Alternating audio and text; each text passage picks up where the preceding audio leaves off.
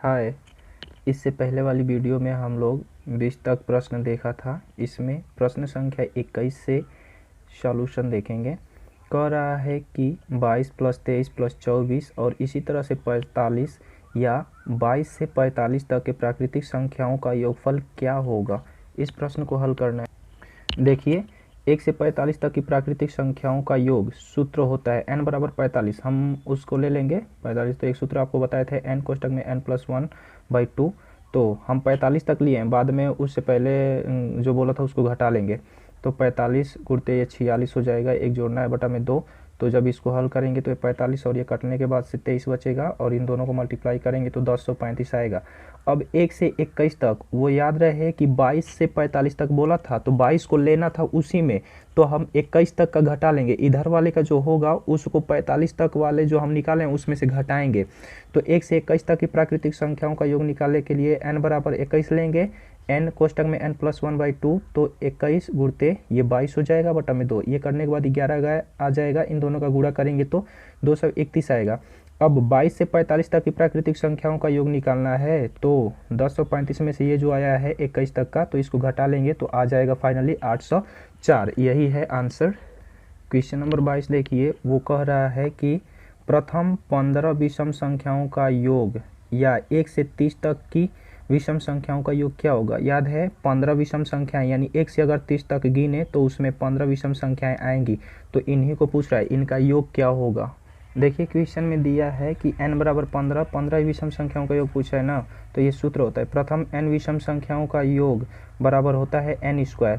तो n बराबर आपको 15 दिया ही है, तो जब आप इसका स्क्वायर कर दोगे तो ये आ जाएगा 225 और यही होगा आपका आंसर। ठीक है।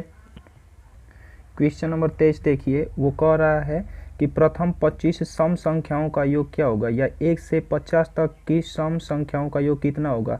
हाँ, इसमें भी अगर 1 से 50 तक गिने तो 25 ही सम संख्याएं होंगी और 25 विषम संख्याएं वैसे ही। तो अब सम संख्याओं का योग क्या होगा। देखिए, आपका क्वेश्चन में दिया था कि 25 सम संख्याओं का योगफल ना। तो याद है हमने शुरू में बोला था कि सूत्र आप पढ़ लीजिएगा, इस किताब में सारी चीज़ें दिया है। तो वो सूत्र होता है कि प्रथम n सम संख्याओं का योगफल का सूत्र होता है n कोष्टक में n+1। अगर इसके बटा में 2 आ जाए ना तो वो प्रथम प्राकृतिक संख्याओं का योगफल हो जाएगा। और प्रथम n कहने का मतलब यह है कि n की जगह पे कुछ भी हो सकता है, चाहे 50, 100, कुछ भी।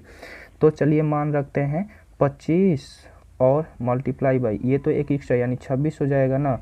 तो जब इसका गुणा कराएंगे तो 25 6 का 150 होता है, 150 को 0 और 25 दूना 50 और उसमें हासिल 15 मिला था, तो ये हो जाएगा 65 और ये है आपका आंसर। क्वेश्चन नंबर 24 देखिए, कह रहा है 12 से 40 तक के सभी विषम संख्याओं का योगफल क्या होगा। यहाँ पे ये चीज़ दे रखा था, तो यहाँ पे विषम संख्याओं का योगफल क्या होगा। 12 से 40 तक के सभी विषम संख्याओं का योगफल पूछा है ना, तो 1 से 40 तक की सभी विषम संख्याओं का योगफल निकाल लेंगे और उसके बाद से 12 के पहले 11 आता है, यानी 11 तक का लेकर के उसको घटा लेंगे तो आ जाएगा। चलिए इसको हल करते हैं। देखिए, वो किताब में दिया था 1 से 40 तक की विषम संख्याओं का योगफल निकालना है ना, नहीं 12 से 40 तक की विषम संख्याओं का योगफल निकालना था। प्रश्न पढ़िएगा। तो हम क्या करेंगे कि 1 से 40 तक की विषम संख्याओं का योगफल निकाल लेंगे। तो 1 से 40 तक की विषम संख्याओं के लिए देखिए 20 सम संख्याएं होंगी और 20 विषम। ये ना समझिए कि n बराबर 40 हो जाएगा, विषम बोला है तो विषम 1 से 40 तक जाएंगे तो 20 ही ना होगा। तो सूत्र से n² यानी कि 20 का स्क्वायर जब आप करेंगे तो ये 400 आ जाएगा। अब वो 12 से बोला था ना, तो उससे पहले वाले को घटाना होगा, हमने 1 से निकाल दिया ना यहाँ पे, तो उससे पहले वाले को घटाना होगा। तो 1 से 11 तक का निकाल करके घटा लें तो 1 से 11 तक में कितनी विषम संख्याएं आएंगी, तो n बराबर 6 आ जाएगा, मतलब 6 विषम संख्याएं आएंगी। तो उसी तरह से इनका जब स्क्वायर करेंगे तो ये 36 आएगा और अभिष्ट संख्या क्या हो जाएगी, यानी 12 से 40 तक की विषम संख्याओं का योगफल क्या होगा। तो 400 में से ये इधर ही वाली 36 घटा ही देंगे तो बच जाएगा 364 और यही आपका आंसर रहेगा। क्वेश्चन नंबर 25 को देखिए क्या कह रहा है। कह रहा है 16 से 25 तक के सभी सम संख्याओं का योग ज्ञात करें। 16 से 25 तक के, तो जो प्रश्न छोटे होते हैं ना तो उनको ऐसे ही लिख करके और उनका हम सम ज्ञात कर देते हैं, यानी योगफल निकाल देते हैं। देखिए, वो बोला था 16 से 25 तक की विषम संख्याओं का योगफल ना, सम संख्याओं का योगफल ना, तो 16 से 25 तक की सभी सम संख्याएं क्या होंगी, तो 16, 18, 20, 22, 24 यही सब होंगी। तो इनका योग भी बोला है तो इनको जोड़ दें हम, 16 + 18 + 20 + 22 + 24। देखिए 4 2 6, 6 और 8 6 14, 14 6 20 को 0 और हासिल 2, 2 2 4, 4 2 6, 6 1 7, 7 1 8, 8 और 2 हासिल 10, यानी कि 100 आंसर आया। ये रहेगा आंसर। देखिए 26वां प्रश्न में कह रहा है कि निम्नांकित संख्याओं में घिरे अंक का स्थानीय मान निकालिए। तो इसमें कई ठे प्रश्न हैं, तो इसमें से मैं एक लेता हूँ और उसके बाद से उसको बता देते हैं। ये सारी चीज़ें तो आप जानते ही होंगे। देखिए क्वेश्चन 26 का हमने पहला ले रखा है, इसमें ये चीज़ दिया था तो 8 को कवर किया था, तो इसका स्थानीय मान निकालने के लिए 8 और मल्टीप्लाई बाई उसके स्थान पे 1 लिखते हैं और कितना अंक है उतना 0, तो 2 अंक हैं तो 2 0 और ये हो जाएगा 800। It is your answer. Question 27 पर देखिए क्या बोल रखा है।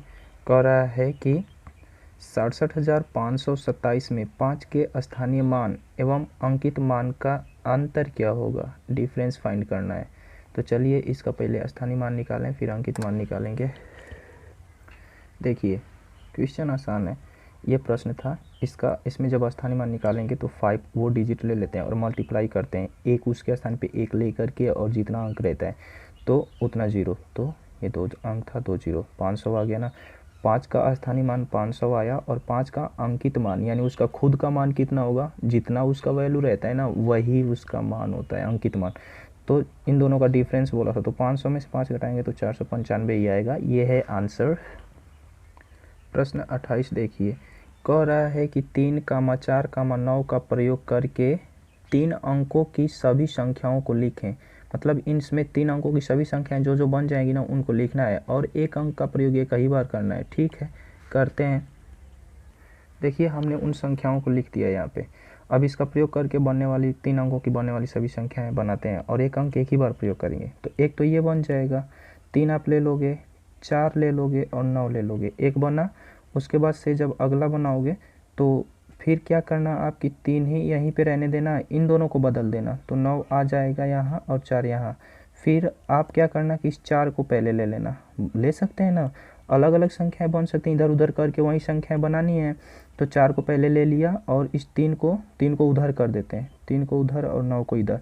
फिर क्या करेंगे कि 4 को पहले ही रहने दो और इन दोनों को आपस में बदल लेते हैं, तो 9 को पहले और 3 को बाद में। ठीक है, ये 9 अभी नहीं आया था पहले, तो अब एक बार 9 को भी पहले लिख लेते हैं, तो 9 पहले और उसके बाद से 3 4 लिख देते हैं, 3 और 4।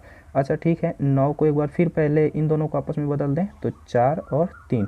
यही सभी संख्याएं हैं जो इनसे प्रयोग होकर के बनेंगी, 6 हैं अतः।